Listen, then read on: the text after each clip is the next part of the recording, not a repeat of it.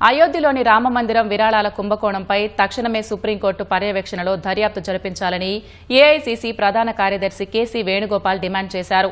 ఈ మేరకు ప్రధాని మోదీకి లేఖ రాసిన ఆయన విరాళాల చోరీ ఘటన హిందూ మత విశ్వాసానికి జరిగిన చారిత్రక ద్రోహమని పేర్కొన్నారు. అయోధ్య రామాలయంలో విరాళాల దొంగతనం, ఆర్థిక మోసాలపై వస్తున్న నిజాలు చూసి కోట్లాది మంది భారతీయులు ఆగ్రహం వ్యక్తం చేస్తున్నారని వేణుగోపాల్ తన లేఖలో పేర్కొన్నారు. శ్రీరాముడిపై ఉన్న అపారమైన భక్తి శ్రద్దలతో సామాన్య ప్రజలు తమ కష్టార్జితాన్ని విరాళంగా ఇస్తే ఆ సొమ్మును లూటీ చేశారని ఆరోపించారు. ఇది అయోధ్య పవిత్రతను దెబ్బతీయడమేనని పేర్కొన్నారు. విరాళాల దోపిడీకి సంస్థాగత మద్దతు ఉన్నట్లు స్పష్టమవుతోందని వివరించారు. గత నెల నమోదైన ఎఫ్ఐఆర్ కేవలం కంటితుడుపు చర్య మాత్రమేనని వేణుగోపాల్ విమర్శించారు. రాజకీయ సంస్థాగత పలుకుబడి ఉన్న వ్యక్తులను విచారించే సామర్థ్యం సిట్కు లేదన్న ఆయన ఈ కుంభకోణంపై అత్యున్నత స్థాయిలో జవాబుదారీతనం అవసరమని తెలిపారు.